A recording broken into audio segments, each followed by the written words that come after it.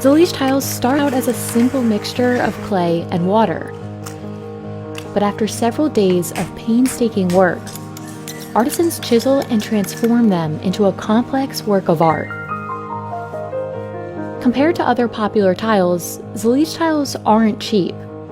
A square foot can cost $50, while ceramic subway tiles might only cost around 15 cents. But this art form relies on the skilled artisans that make each tile by hand. Like Ahmed Al-Magari, who has been making Zalij tiles for 54 years. So how are Zalij tiles made? And is this what makes them so expensive?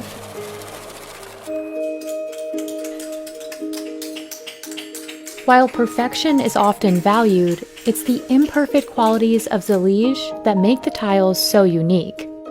Artisans in Morocco have been hand-making Zalij tiles for centuries. Today, they continue this tradition in the city of Fez.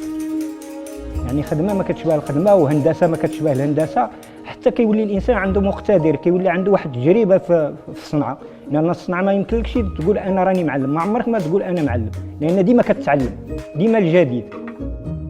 But before artisans at Arabesque can create tiles, they first need to form the clay. Fez has remained a center for Zalij partly because of these rocks. They're considered some of the best materials in the region for making high-quality clay. الطين هذا ديال المغرب هذا الأصل ديالو مغربي وكاين غير في مدينة فاس. This clay is believed to be more durable than some clays found further south, and it can withstand very high temperatures once fired. First, an artisan tosses the rocks into a pit in the ground called a zuba. They fill the zuba with water and leave the rocks to soften for a day. Then, in one of many tedious stages to come, an artisan kneads the clay using their hands and feet to make it more malleable. After the clay has fermented for a day, a different artisan has the task of molding it into the proper shape.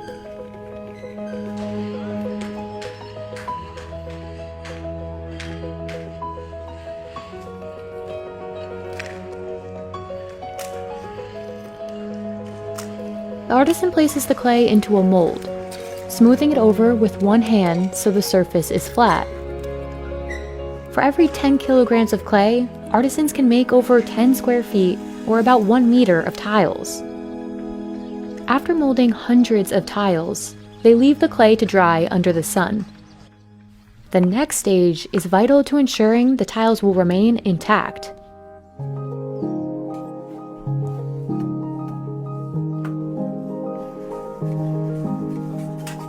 نحطوا القلم فوق منها القياس كنجيب واحد الكوتشيه جنويه كيضربها باش كتزقاد كتعطينا سنتيم ونص سنتيم وشويه على حساب القياس اللي بغينا حنا.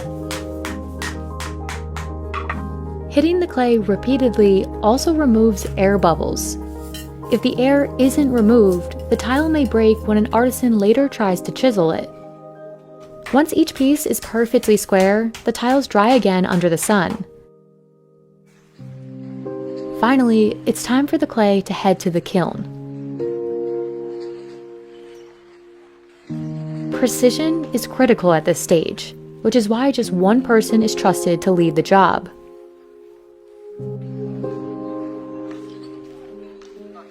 وكنهزوه كنجيبوه المرحله هي هذه كيبس ملي كنجيبوه كيبس المرحله كندخلوه للفرينه احنا كندخلوه للفرينه هي هذه كيدخل الفرينه كيكون الشحان عندنا شحان اختصاصي بهذا الشيء الا ما كانش هو ما يتشحنش هذه الفرينه الاختصاص تعلم هذه الحرفه هذه تعلمها من الطفوله ديالو.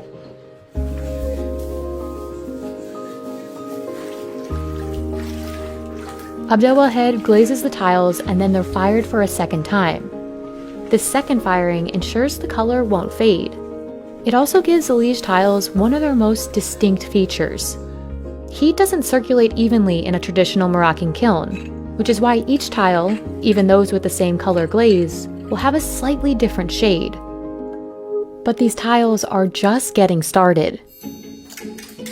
After glazing, the tiles move on to the cutting stage, where artisans trace the small shapes they'll later carve. Chiseling the tiles requires total concentration. Artisans must carve each piece as cleanly as possible. Otherwise, it may not fit properly into the final design. How well and efficiently this is done depends on the expertise of the artisan, and a tool known as the menkash. It's a combination of a hammer and an axe.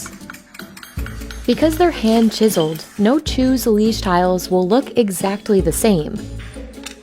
It's the prime feature that distinguishes Zalij from mass-produced tiles that are notably uniform in color, shape, and texture. Arabesque first creates designs on the computer. Then Ahmed uses a paper printout as a guide to assemble the final design on the floor. Ahmed inserts each individual tile by hand, like a puzzle piece, making sure every tile seamlessly fits next to its neighbor.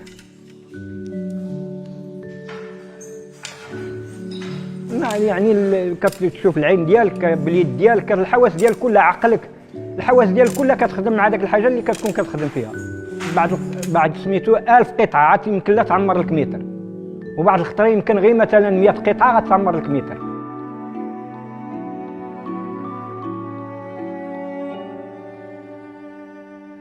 After about 15 days of assembling the pieces, Ahmed can reveal the finished design.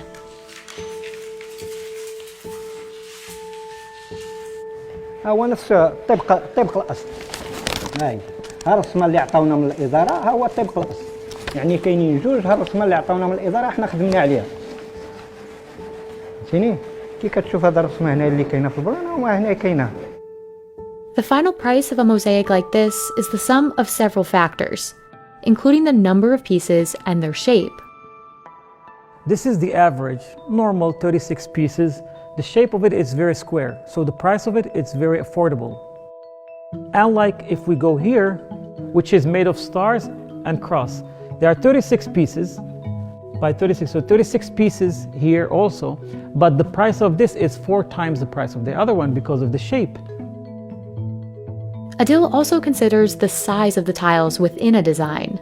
Smaller pieces are not as simple to chisel by hand.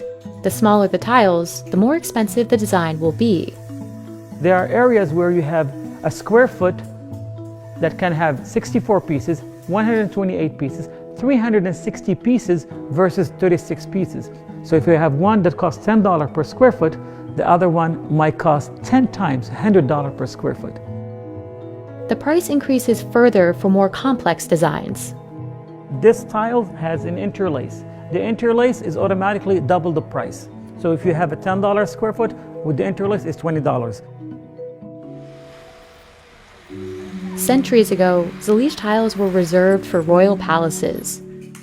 Today, they've become synonymous with Moroccan design. You'll find them covering walls, floors, and fountains across Fez. When we talk about Morocco and Moroccan architecture, the first thing comes to mind is Zalij.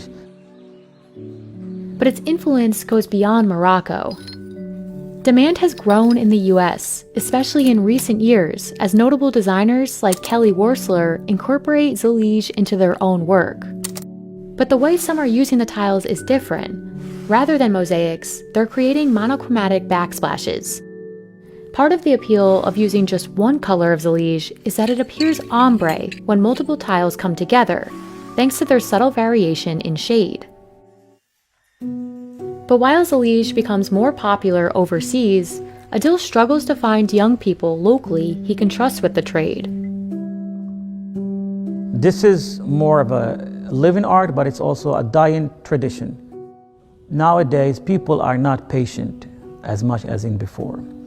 If you look at the people who used to work in this trade, they are very calm, they are very peaceful, they have inner peace. Nowadays, we find extreme hardship to train and adopt people who can carry this kind of tradition as a Zalij artisans. إنسان أي عمل من هذا كيخصو يعطيه الحق ديالو. أي عمل يمشي الإنسان يقوم به تيخصو يعني يعطيه الحق ديالو. الصنعة إنسان إلا بغى مثلا يملكها ولا شي حاجة راه تيخصو يعطيها حقها ويعطيها الوقت ديالها باش كيكسب واحد المهارات ومع الطولان ديال الحياه ديالو هو محدو، هو تيخدم هو تيتعلم. راه ماشي المعلم كيتسمى راه معلم، ديما تيبقى تيتعلم، الحياه ديالو كلها ديما تيبقى يتعلم. The quality of Zalij depends on the hand that makes it. Preserving it means finding more artisans like Ahmed, willing to spend decades learning the craft behind this signature Moroccan design.